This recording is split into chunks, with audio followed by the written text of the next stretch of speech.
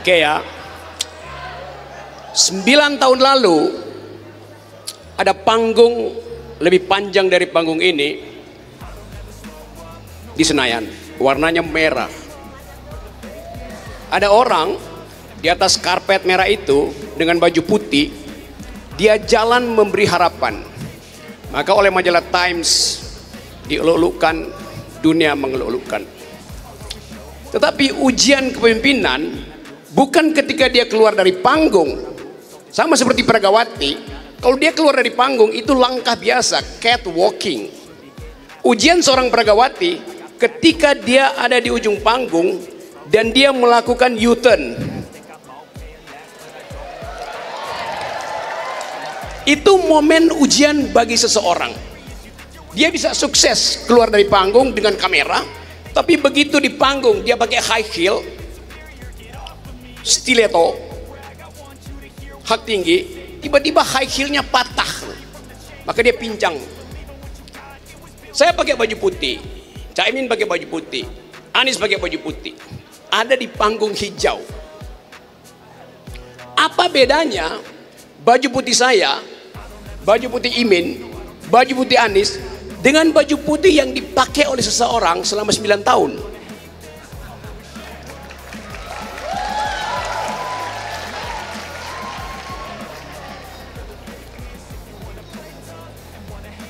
Ada orang pakai baju putih selama 9 tahun, tapi otaknya hitam.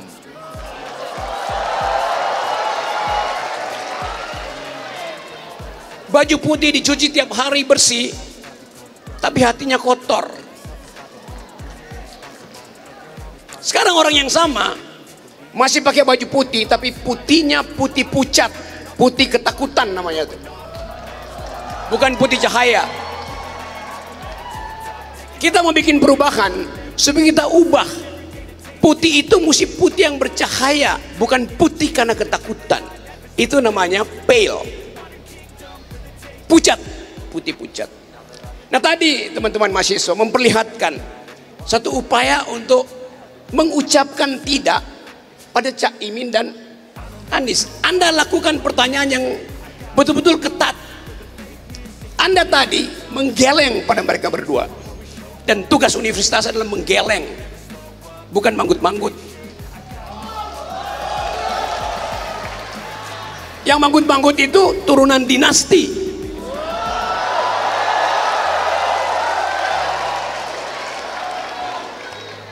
Jadi saya percaya bahwa hari ini bangkit sebuah generasi, yaitu generasi yang menggeleng.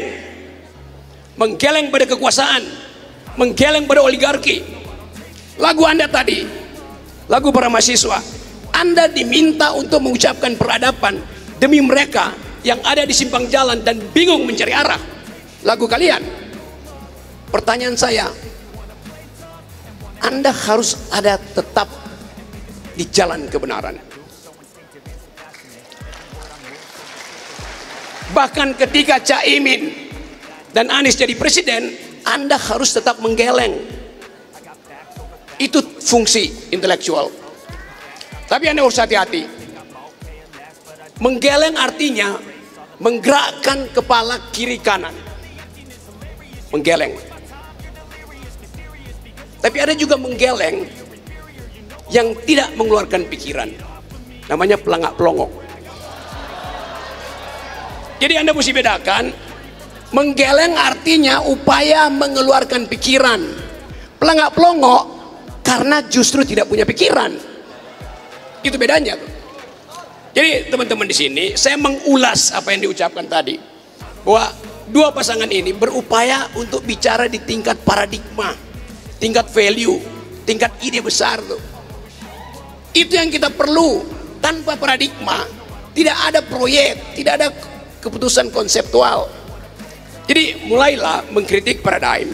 Dan saya percaya bahwa satu waktu Anda akan lihat apa yang dia ucapkan nanti, mereka ucapkan nanti di minggu pertama, minggu kedua, dan Anda siap-siap turun ke jalan untuk demo mereka nanti.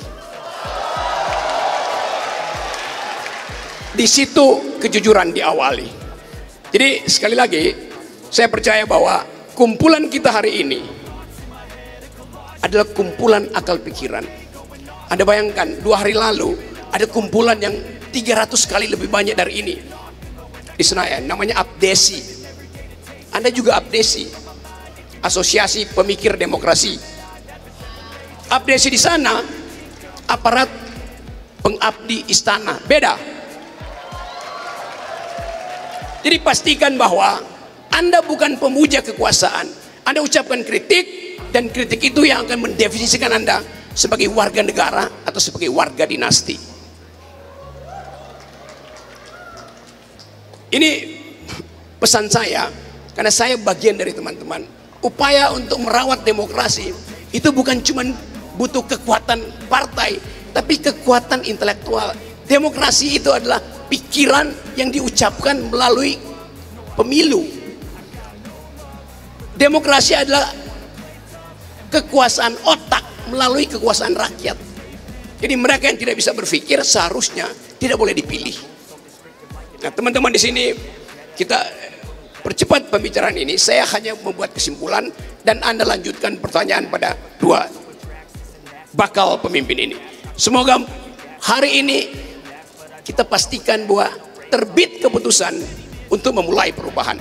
Dan sekali perubahan itu dimulai, tidak mungkin ada yang mampu mencegahnya. Kita ingin supaya satu waktu nanti panggung ini akan Anda lalui masing-masing. Kita ingin kendalikan ambisi-ambisi kekuasaan yang hari-hari ini hanya diatur melalui kaleng kongguan. Kita ingin ada generasi emas. Kita ingin semua kita mampu untuk mengucapkan keadilan. Kita ingin ada bagian yang kita tetapkan sebagai tujuan bernegara. Surabaya diingat sebagai kota perjuangan. Bung Karno belajar di sini. Semua ideologi dimulai dari Surabaya.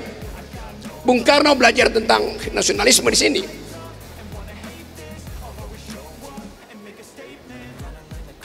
Islam, Kartosuwiryo belajar tentang negara Islam di sini.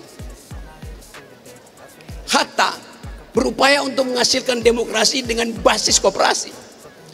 Jadi sebetulnya Surabaya ini surplus pikiran. Nah, kita ingin surplus itu kita pelihara baik-baik. Dari Surabaya juga diucapkan Hari Pahlawan. Bung Karno mengutip pikiran-pikiran dunia karena belajar di Surabaya melalui kursus-kursus dari Haji Omar Said Cokroaminoto. Nah, kita belajar tentang ide. Suatu waktu Bung Karno bilang, beri saya 10 pemuda dan saya guncang dunia. Itu kata Presiden Soekarno. Apa kata Presiden Jokowi? Saya kirim 1 pemuda, saya jadikan dia wapres.